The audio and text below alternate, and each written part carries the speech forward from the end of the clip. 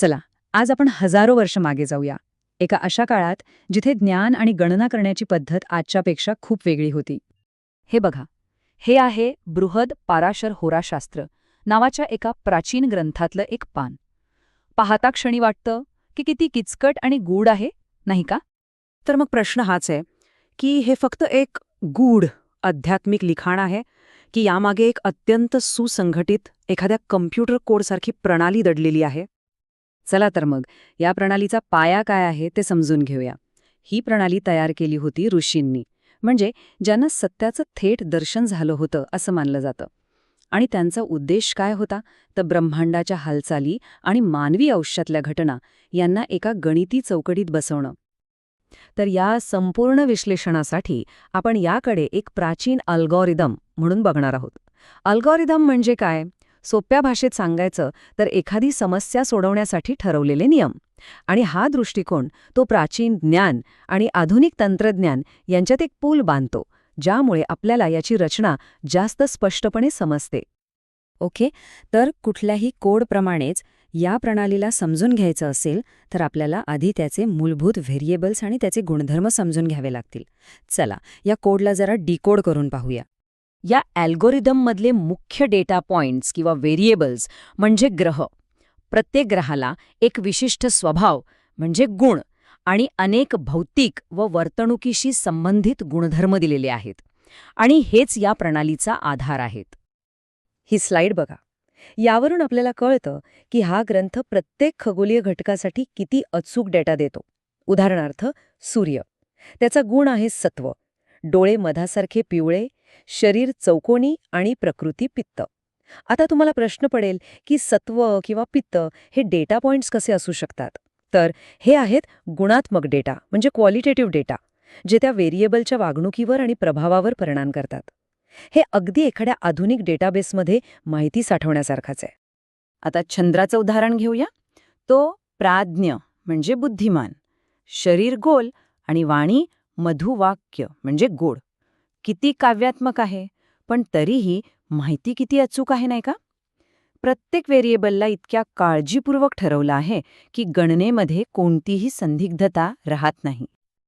Okay, हे सगळं ठीक आहे, पण एक महत्त्वाचा प्रश्न उरतो. हे सगळे व्हेरिएबल्स तर स्थिर आहेत, मग यांना एका गतिमान मॉडेलमध्ये कसं वापरलं जातं? म्हणजे या स्थिर डेटावरून गतिमान परिणाम कसे मिळतात? याचं उत्तर आहे वर्ग किंवा विभागीय कुंडलीमध्ये. ही विश्लेषण करण्याची एक खूप प्रगत पद्धत आहे. समजा जन्मकुंडली हा एक मोठा नकाशा आहे, तर वर्ग म्हणजे त्या नकाशातल्या एखाद्या विशिष्ट भागावर झूम इन करण्यासारखं. यामुळे काय होतं तर करिअर, नातेसंबंध किंवा आरोग्य अशा आयुष्यातल्या प्रत्येक पैलूचं अत्यंत सूक्ष्म विश्लेषण करता येतं. हे द्वादशांश चक्रम किंवा D12 चार्ट बघा. हा चार्ट पालकांशी संबंधित गोष्टींचा अभ्यास करण्यासाठी वापरला जातो. ह्या रचनेवरूनच या प्रणालीची खोली आपल्या लक्षात येते. हे असं आहे जसं की आपण एकाच डेटाला अनेक वेगवेगळ्या फिल्टर्समधून एकाच वेळी चालवतोय, ज्यामुळे खूप अचूक आणि सूक्ष्म परिणाम मिळतात. एक मिनिट थांबा. ही सगळी माहिती तर जन्माच्या वेळेची आहे, बरोबर? मग हा जो स्थिर कोड आहे तो आयुष्यभर कार्यान्वित कसा होतो? म्हणजे आयुष्यातल्या घटना कधी आणि कशा घडतात? याचं उत्तर आहे दशा प्रणालीमध्ये. ही एक अशी पद्धत आहे जी आयुष्यभरातल्या घटनांचा क्रम आणि वेळ ठरवते.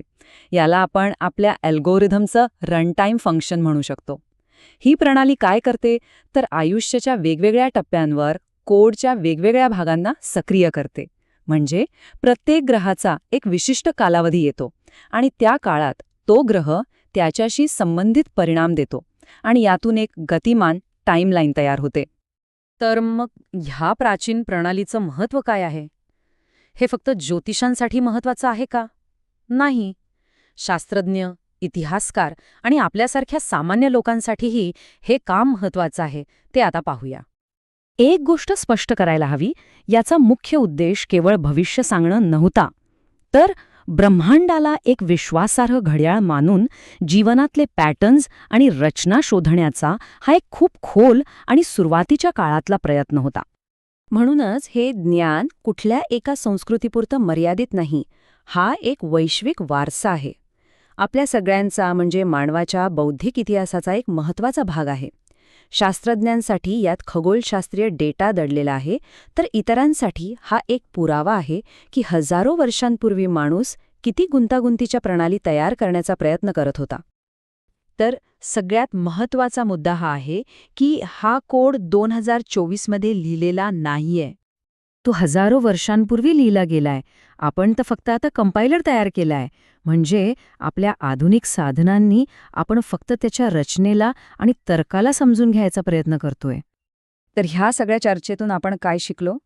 पहिलं, प्राचीन ग्रंथांकडे आपण केवळ धार्मिक पुस्तकं म्हणून न बघता एक गुंतागुंतीची डेटा सिस्टीम म्हणूनही पाहू शकतो. दुसरं, ही प्रणाली वेळेचा नकाशा बनवण्यासाठी एक हाय रिझोल्यूशन मॉडेल देते. आणि तिसरं आणि सर्वात महत्त्वाचं, हे ज्ञान मानवाच्या बौद्धिक इतिहासाचा एक सामायिक वारसा आहे. आणि शेवटी एक विचार, सत्याची ताकद ही त्याच्या स्थिर असण्यात नसते, तर ते प्रत्येक युगात पुन्हा नव्याने शोधलं जाऊ शकतं. कधी ते दगडात सापडतं, कधी धर्मग्रंथात, तर कधी आजच्या युगात कोडमध्ये. आपल्या पूर्वजांची बुद्धिमत्ता आणि संपूर्ण विश्वाला एका सुसंगत प्रणालीमध्ये बांधण्याचा त्यांचा हा प्रयत्न आपल्याला खरंच आश्चर्यचकित करतो आणि विचार करायला भाग पाडतो.